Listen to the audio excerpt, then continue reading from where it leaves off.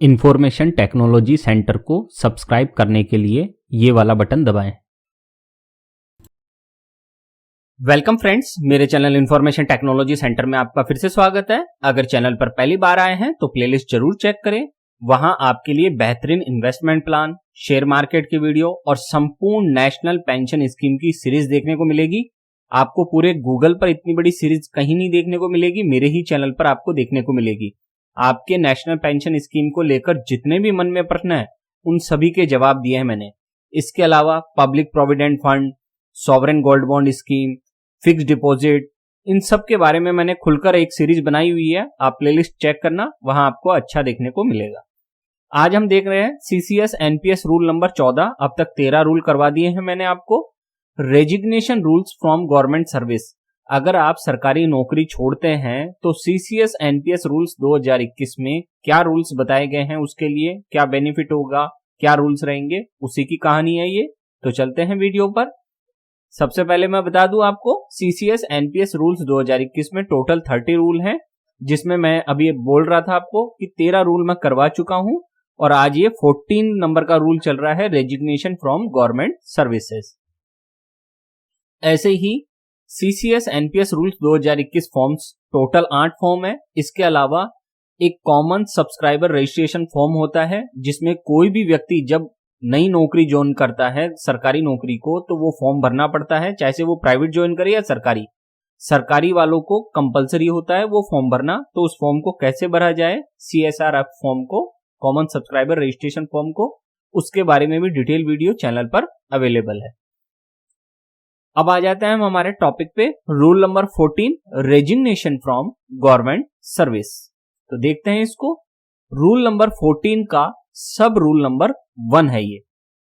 On resignation from a government service और a post unless it is allowed to be withdrawn in the public interest by the appointing authority. अगर आपने government service से resignation दे दिया और appointing authority ने आपको resignation वापस लेने की अनुमति नहीं दी तो क्या होगा?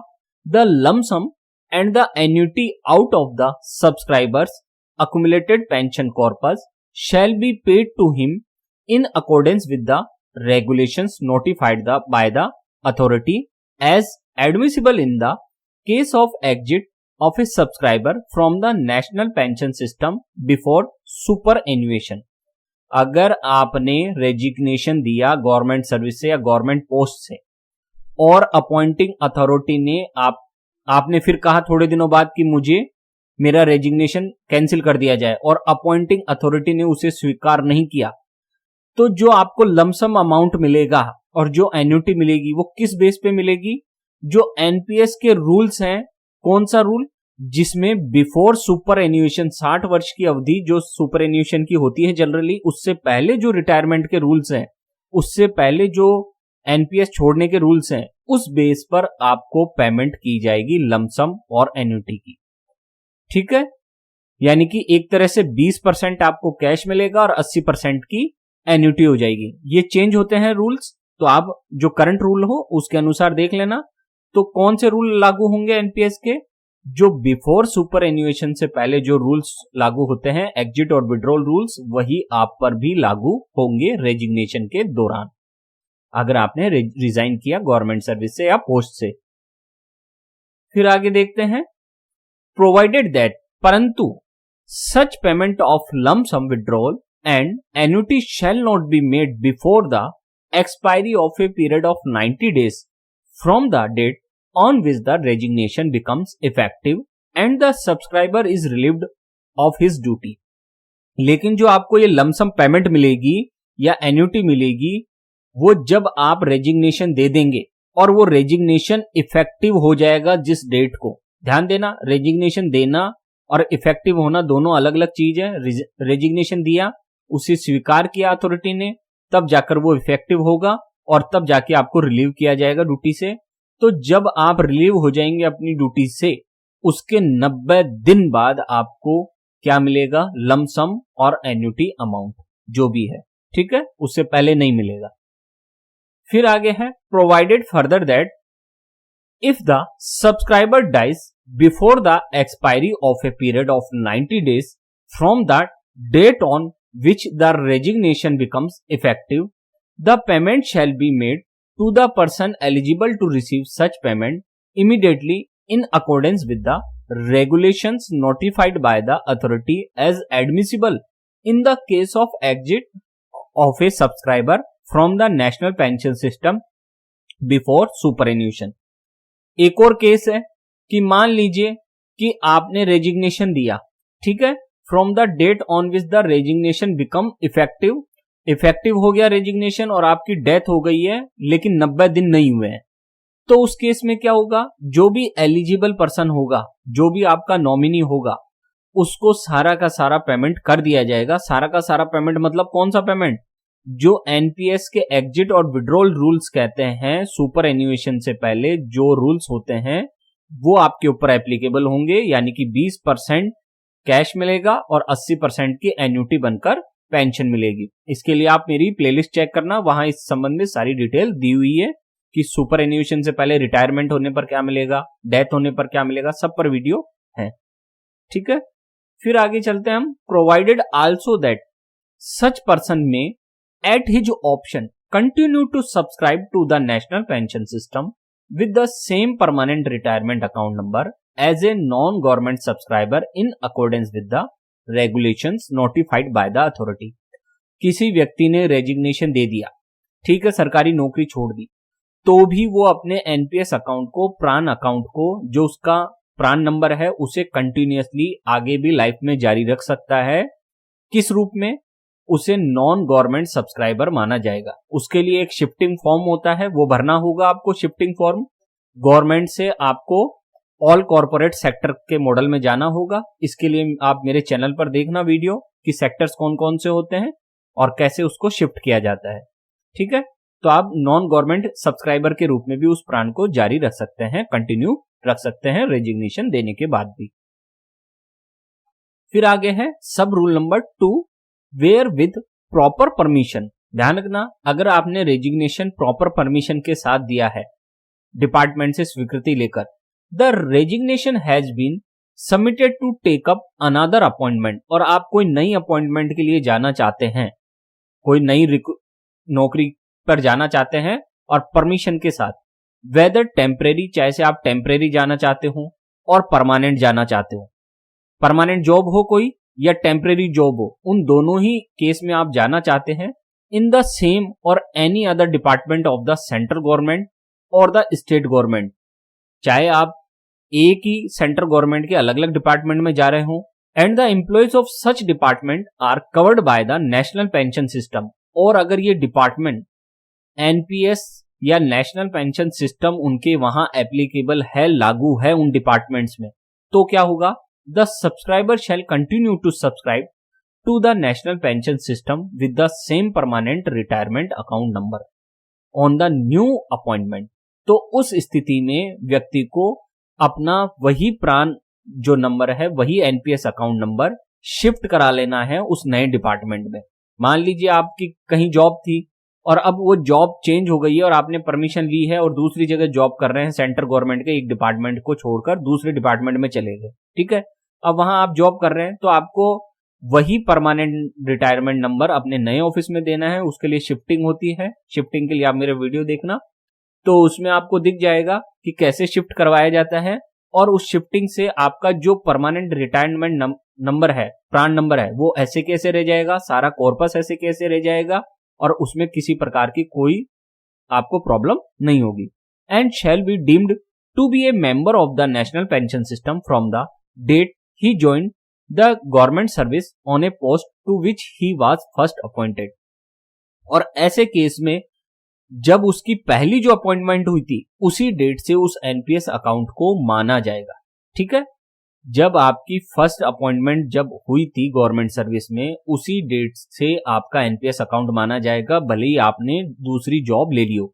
जैसे मान लीजिए कोई टीजीटी से पीजीटी बन जाता है स्टेट गवर्नमेंट में, तो वो टीजीटी से पीजीटी बन गया, नई रिक्रूटमेंट ले लिया, प्रिंसिपल बन गया या कोई भी बन गया, तो भी उसका वो प्राण नंबर, एनपीएस अकाउंट का नंबर ऐसे की ऐसे ही जारी रहेगा, ठीक है। ये सारे केस हैं इसमें कि अगर आप सेंट्रल गवर्नमेंट के कर्मचारी हैं तो स्टेट गवर्नमेंट में आप जब जाएंगे तो आपको वही एनपीएस अकाउंट, वही प्रान अकाउंट रखना है जो आपके पास था। ध्यान दें, जैसे पैन नंबर एक होता है जीवन में, वैसे ही प्रान नंबर भी एक ही है जीवन में। एक बार अगर आपका एनपीएस अकाउंट बन गया, प्रान अकाउंट बन गया, तो फिर जीवन भर वही रहेगा। भले ही आप प्राइवेट सेक्टर में जाए, गवर्नमेंट सेक्टर में जाए, सेंट्रल गवर्नमेंट की नौकरी छोड़कर स्टेट गवर्नमेंट में जाए या प्राइवेट कंपनी में जाए, किसी भी जगह जाए, आपका वही रहेगा प्रान नंबर, केवल आपको शिफ्ट करते जाना है। तो सर अगर सेंट्रल गवर्नमेंट से स्टेट गवर्नमेंट में जाएं और शिफ्ट कराएं तो कॉर्पस और उसका क्या होगा? तो भी आपका कॉर्पस और उस पर कोई इफेक्ट नहीं होगा, वो ऐसे की ऐसे रह जाएगा कॉर्पस और सारा का सारा रहेगा। इसके अलावा शिफ्टिंग से संबंधित वीडियो मेरे चैनल पर है, आप उनको और जाके देखना और डिटेल में, तो आपको और अच्छी तरह समझ में आएगा। अब आगे बढ़ते हैं। Provided that where the employees of such department और state government are not covered by the national pension system. अगर आपने कहीं ऐसी जगह जॉब की, मान लीजिए नई रिक्रूटमेंट में ऐसी जगह गए जहां चाहे से वो स्टेट गवर्नमेंट की हो या सेंट्रल गवर्नमेंट की, जहां एनपीएस का सिस्टम लागू नहीं है, मान लीजिए किसी भी कारणवश एनपीएस सिस्टम लागू नहीं है, जहां the subscriber shall be eligible to receive benefit under national pension system in accordance with the pension fund regulatory and development authority exits and withdrawals under National Pension System Regulations 2015 as admissible in the case of exit of subscriber on superannuation। तो उस case में आप NPS में जितना भी पैसा है वो सारा पैसा निकाल सकते हैं। सारा पैसा निकाल सकते हैं मतलब कि जो एनपीएस का एग्जिट और विड्रॉल रूल्स है, जो कहता है, क्या कहता है एग्जिट एंड विड्रॉल रूल्स, और कौन सा एग्जिट और विड्रॉल रूल आप पर लागू होगा? वो लागू होगा सुपर एन्यूएशन पर। जो एग्जिट और विड्रॉल रूल लागू होते हैं वही आप पे लागू होंगे। कहने का मतलब करंट में जो सुपर एन्यूएशन का विड्रॉल रूल और एग्जिट रूल है वो क्या है कि 60% आप निकाल सकते हैं पैसा कैश में और 40% की आपको एन्युटी लेनी पड़ेगी, वही आप पर भी एप्लीकेबल होगा, लागू होगा। इस केस में कौन सा केस चल रहा है? ये हमारा ये केस चल रहा है कि विद प्रॉपर परमिशन आपने रेजिग्नेशन दिया है। फिर है provided further that where the employees of such department और state government are not covered by the national pension system. फिर से अगर कोई, फिर से वही एम्प्लॉइज ऑफ सच डिपार्टमेंट, कोई ऐसा केस है जहां एम्प्लॉय जो है वो चाहे से स्टेट गवर्नमेंट का हो या किसी भी गवर्नमेंट का हो, वो नेशनल पेंशन सिस्टम में कवर नहीं है, सच सब्सक्राइबर में at his option continue to subscribe to the national pension system with the same permanent retirement account number as a non-government subscriber। तो उस केस में अगर व्यक्ति चाहे तो उसको ऑप्शन दिया गया है कि आपका डिपार्टमेंट मान लीजिए एनपीएस का नहीं है जहां आप जा रहे हैं नई रिक्रूटमेंट में, तो आप क्या कर सकते हैं, फिर भी उस प्रान नंबर को, एनपीएस अकाउंट को जारी रख सकते हैं। आप उसे, अगर कंपनी में गए हैं तो कॉर्पोरेट सेक्टर में मॉडल को चूज कर ले, ठीक है। और अगर आप काम करना बंद कर दिया है, आपने नौकरी नहीं करते हैं अब, तो आप उसे ऑल सिटीजन मॉडल में उसे चूज कर लें। तो उसके लिए शिफ्टिंग है, ये मॉडल्स क्या होते हैं उसके लिए आप मेरे चैनल की प्लेलिस्ट जरूर देखें, उसमें आपको सब मिलेगा। ये इन accordance with the regulations notified by the authority in this regard. तो इस संबंध में नोटिफिकेशन आते रहते हैं, उस संबंध में मैंने जानकारी दी हुई है चैनल पर कि कौन से मॉडल आप पे लागू होगा और कैसे अकाउंट को शिफ्ट करना है इस संबंध में। फिर आगे देखते हैं सब rule number 3, the appointing authority may permit a person to withdraw his resignation in the public interest on the following conditions नेमली।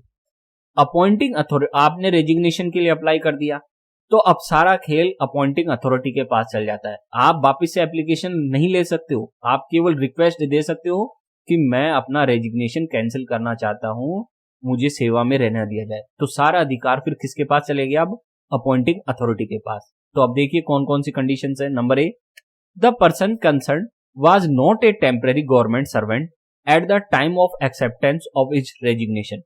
अगर कोई टेम्पररी कर्मचारी था, अस्थायी कर्मचारी था, तो अपॉइंटिंग अथॉरिटी भी उसका रेजिग्नेशन कैंसिल नहीं कर सकती। अगर कोई केवल स्थायी कर्मचारी था तब ही ये नियम लागू होगा कि अपॉइंटिंग अथॉरिटी सोच सकती है कि उसके रेजिग्नेशन को कैंसिल कर दिया जाए, केवल तब जब वो स्थायी कर्मचारी हो। टेम्परेरी कर्मचारी ने एक बार अगर दे दिया रेजिग्नेशन तो फिर वो दोबारा से किसी भी कंडीशन में वापस नहीं होगा। ठीक है, फिर है 3B, the resignation was tendered by the government servant for some compelling reasons which did not involve any reflection on his integrity, efficiency और कंडक्ट।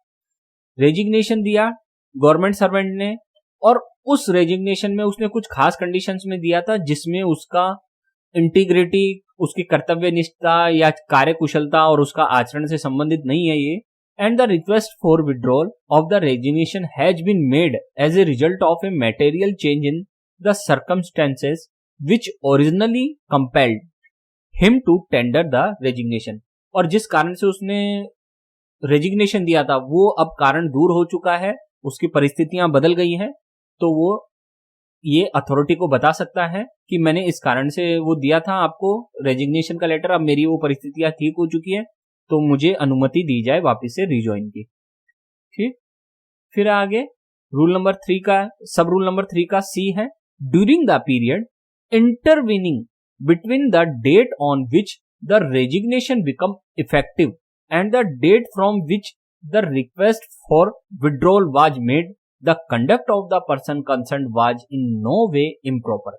आपने रेजिग्नेशन दिया और रेजिग्नेशन देने के बाद कुछ समय बाद आपने विड्रॉल की रिक्वेस्ट दी कि मेरे रेजिग्नेशन को विड्रॉ कर दिया जाए, मुझे वापस से रिज्वाइन करने की अनुमति दी जाए। तो इस अवधि के दौरान, इस पीरियड के दौरान अगर आपका कंडक्ट सही है तो ही उसे माना जाएगा, तभी अथॉरिटी उसे एक्सेप्ट करने के लिए सोच सकती है। अगर आपका आचरण या कंडक्ट आपका जो है इम्प्रॉपर है, अच्छा नहीं है, तो अथॉरिटी उसे तुरंत कैंसिल कर देगी। फिर है 3D, the period of absence from duty between the date on which the resignation become effective and the date of which the person is allowed to resume duty as a result of permission to withdraw the resignation is not more than 90 days. आपने resignation दे दिया, ठीक है, effective हो गया, मान लीजिए उस तारीख को, जिस तारीख को रेजिग्नेशन इफेक्टिव हुआ और फिर आपको क्या दे दिया गया, रिज्यूम ड्यूटी करने, आपने एप्लीकेशन दी कि मुझे रिज्यूम करने की दी जाए, मेरा ये विड्रॉल करना चाहता हूं, और अथॉरिटी ने मान भी ली कि ठीक है आप विड्रॉ करना चाहते हैं, हम अनुमति देते हैं और रिज्यूम कर लीजिए ड्यूटी। तो रिज्यूम करने की जो डेट दी गई है उससे आप 90 दिन के अंदर अंदर आपको कंप्लीट वापिस से ज्वाइन कर लेना है। ये देखिए, the period of absence from the duty between the date on which the resignation become effective, जिस दिन इफेक्टिव हुआ उस दिन से लेकर and the date of which the person is allowed to resume duty, जो रिज्यूम करने के लिए ड्यूटी के लिए टाइम दिया गया है, तो उसमें जो परमिशन दी गई है वो 90 डेज से ज्यादा की नहीं होनी चाहिए, वरना आप ज्वाइन नहीं कर पाएंगे। फिर अगला 3E, the post which was vacated bye the government servant on the acceptance of his resignation or any other comparable post is available। जिस पोस्ट से आपने रेजिग्नेशन दिया था वो पोस्ट भी आपके लिए अवेलेबल हो सकती है और उसी से मिलती जुलती पोस्ट भी अवेलेबल हो सकती है। ठीक है,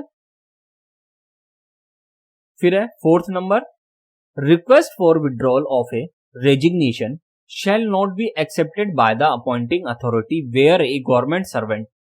ऐसी परिस्थिति, कुछ ऐसी परिस्थितियां भी हैं जिसमें आपकी विड्रॉल रिक्वेस्ट जो है रेजिग्नेशन की वो स्वीकार नहीं की जाएगी।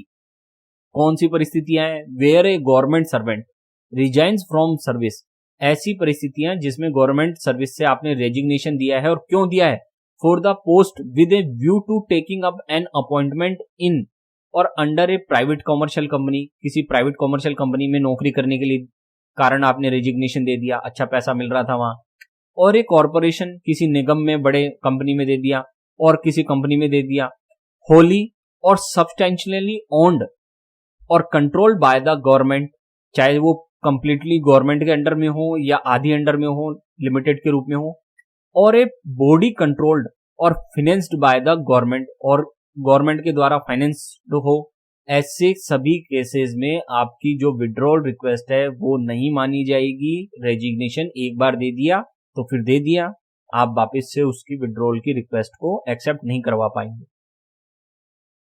फिर है सब rule number 5, when an order is passed by the appointing authority allowing a person to withdraw his resignation and to resume duty, the order shall be deemed to include the condonation of interruption in service. अगर आपने resignation दिया, फिर resignation के बाद आपने appointing authority को एक application दी कि मेरे रेजिग्नेशन को कैंसिल कर दिया जाए, मैं विड्रॉ करना चाहता हूं, और उस विड्रॉल रिक्वेस्ट को अपॉइंटिंग अथॉरिटी ने मान लिया और आदेश जारी कर दिया कि इस कर्मचारी को रिज्वाइन करने की अनुमति दी जाती है। ठीक है, रिज्यूम ड्यूटी करने की अनुमति दी जाती है।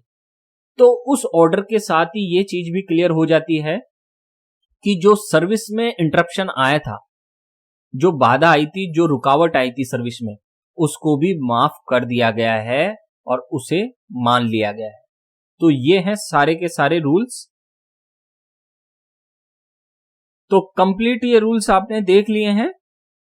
तो ये था आज हमारा CCS NPS rules number 14, resignation rules from government service. तो मैंने आपको सारे बता दिए हैं कि रेजिग्नेशन अगर करते हैं तो किस किस केस में क्या क्या परिस्थितियां होंगी, किस तरह से आपको पैसा मिलेगा, एन्युटी कैसे मिलेगी, आपके संबंध में और भी बहुत सारी जानकारियां हैं। आप रेजिग्नेशन के बाद जब ये वीडियो देख लें तो मेरी प्लेलिस्ट चेक करना और उसमें शिफ्टिंग का देखना वीडियो, शिफ्टिंग के अलावा डेफरमेंट के वीडियो भी देखना, वो भी आपके काम के हो सकते हैं। और इसके अलावा जो कॉर्पोरेट सेक्टर और जो ये अलग अलग सेक्टर के ऊपर मेरा वो है वीडियो, तो उसको देखना, तो आपको ये सारी जानकारियां मिल जाएंगी कि कैसे हम अलग अलग डिपार्टमेंट में शिफ्ट कर सकते हैं, क्या क्या परिस्थितियां रहेंगी। तो उस संबंध में ढेर सारी जानकारी है आपके लिए। उम्मीद है मैं आपकी मदद कर पाया हूं और आपको वीडियो अच्छा लगा होगा। फ्रेंड्स, चैनल अच्छा लगा हो तो सब्सक्राइब जरूर करें। मेरे चैनल पर आपको संपूर्ण शेयर बाजार, नेशनल पेंशन स्कीम और बेस्ट इन्वेस्टमेंट प्लान्स की 100% सही और संपूर्ण जानकारी मिलेगी। आप मेरे चैनल पर प्लेलिस्ट जरूर चेक करें, वो नीचे की साइड में है, देखें उसको। और आज का पूरा वीडियो देखने के लिए आपका बहुत बहुत धन्यवाद।